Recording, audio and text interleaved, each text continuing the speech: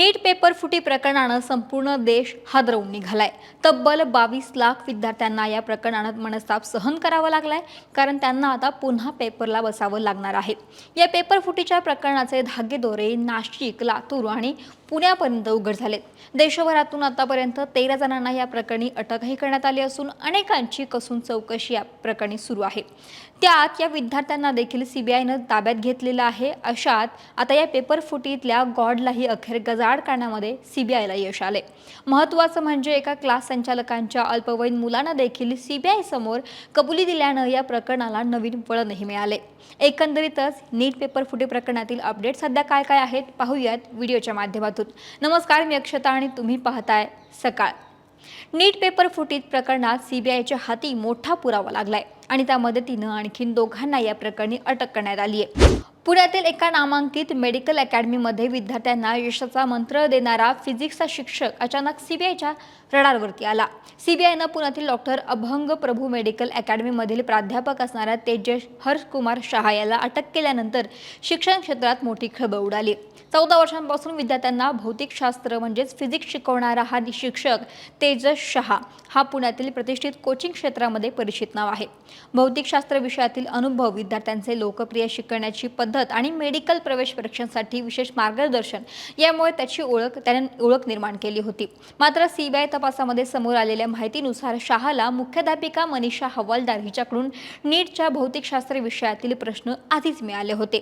तपास यंत्रणांच्या माहितीनुसार हे प्रश्न शहा यांनी तोंडपाठ केले होते।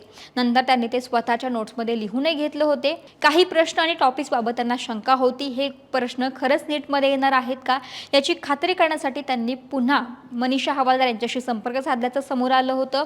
त्यांना कथितरित्या हे प्रश्न एका कागदावरती लिहिले होते, त्याचे फोटो काढले होते आणि हे फोटो हवालदार यांच्या पतीला पाठवले होते। तो हस्तलिखित दस्तऐवज त्यांनी नंतर नष्ट केला होता।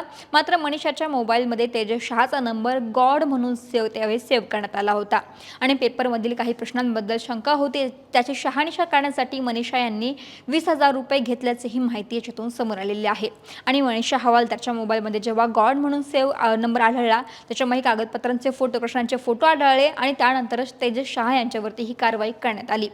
यासोबतच सीबीआयनं आणखीन एकाला अटक केली, ती म्हणजे लातूरच्या डॉक्टर मनोज शिरुरे यांना। त्यांची या पेपर फुटीमध्ये महत्त्वाची भूमिका बजावल्याचा आरोप आहे। डॉक्टर शिरुरे यांनी मोटेगावकर जो कोचिंग सेंटर चालवतो त्याच्या मुलासह आणखीन 3 विद्यार्थ्यांना PV कुलकर्णी यांच्याकडून रसायनशास्त्राचे लीक झालेले प्रश्न मिळवून देण्यासाठी मध्यस्थी केली होती। माहितीनुसार RCC क्लासचे संचालक शिवराज मोटेगावकरला याच मनोज शिरुरेनेच नीटचा पेपर दिला होता। शिरुरेनं मोटेगावकरचा मुलगा आणि इतर 2 विद्यार्थ्यांना अशाच एकूण 3 विद्यार्थ्यांना पेपर दिला होता। आरोपी प्रल्हाद कुलकर्णीकडून केमिस्ट्री विषयाचा पेपर या शिरुरेनं घेऊन दिला होता। आता या इतर 2 विद्यार्थ्यांची सुद्धा सीबीआय चौकशी केली जाणार आहे। नीट पेपर होण्यापूर्वीच एप्रिल महिन्याच्या शेवटच्या आठवड्यामध्ये हा पेपर त्यांना दिला गेला होता। दिलेला प्रश्न आणि मूळ परीक्षेमध्ये आलेले प्रश्न हे जुळलेले निघाले होते। त्यामुळे आता मोटेगावकरच्या मुलानंतर या इतर 2 विद्यार्थ्यांची सुद्धा चौकशी होणार आहे। दरम्यान सीबीआयच्या चौकशीमध्ये या प्रकरणाची साखळी हळूहळू उलगडत गेली। एका विद्यार्थ्यानं कबुली दिली की त्याला परीक्षेच्या तब्बल 10 दिवस आधीच 3ही विषयांचे प्रश्न मिळाले होते। हा विद्यार्थी मराठवाड्यातील एका क्लासच्या संचालकांचा अल्पवयीन मुलगा असल्याची माहिती समोर आलेली आहे। पुण्यातील चौकशीत त्याने सीबीआय समोरच धक्कादायक खुलासा केलाय आणि हा मुलगा मोटेगावकर सरांचा मुलगा असल्याचं देखील बोललं जातंय। त्यामुळे या मुलाला आता नीट पेपर फुटी प्रकरणामध्ये साक्षीदार केले जाणार असल्याची चर्चा आता सुरू आहे। या नेटवर्कमध्ये शिक्षक, क्लास संचालक आणि विषय तज्ज्ञ यासोबतच विद्यार्थ्यांपर्यंत एक मोठी साखळी कार्यरत होती। या प्रकरणातील संपूर्ण कट आणि साखळी उघडकीस आणण्यासाठी सीबीआयचा तपास वेगाने सुरू आहे।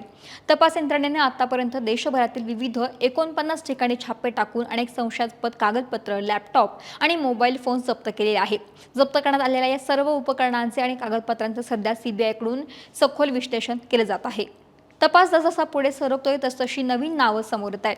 अशातच पुण्यातील आणखीन एका महिला केमिस्ट्री तज्ज्ञ प्राध्यापकावरती सीबीआयची नजर असल्याची माहिती आता समोर येते। त्या प्राध्यापकाचा NTA मधील समितीशी देखील संबंध असल्याची चर्चा आहे। त्यामुळे या प्रकरणाचा व्याप आणखी वाढण्याची शक्यता आहे आणि शिक्षक क्षेत्रातील आणखीन काही मोठी नावं देखील या प्रकरणामध्ये समोर येऊ शकतात। ही शक्यता देखील नाकारता येत नाहीये। पण देशातील लाखो विद्यार्थी जे दिवस रात्र मेहनत करून नीटसारखी परीक्षा देतात, अनेक कुटुंब आपली स्वप्न, पैसे आणि आयुष्यभराची बचत मुलांच्या शिक्षणावरती खर्च करतात। अशा वेळी जर प्रश्नपत्रिकाच आधीच विकली जात असेल तर प्रामाणिक विद्यार्थ्यांनी कोणावरती विश्वास ठेवायचा? एका शिक्षका दिवसापासून सुरू झालेली ही चौकशी आता संपूर्ण शिक्षण व्यवस्थेवरती प्रश्नचिन्ह उभं करते। त्यामुळे आता या प्रकरणामध्ये आणखीन कोणत्या गोष्टी समोर येत आहेत हे पाहावं लागेल। महाराष्ट्रातील सर्व बातम्यांचे विश्वासार्ह व्यासपीठ सकाळच्या सर्व सोशल मीडिया प्लॅटफॉर्मला लाईक, फॉलो आणि सबस्क्राईब करा। तसंच सर्व नोटिफिकेशनसाठी बेल आयकॉन प्रेस करायला विसरू नका।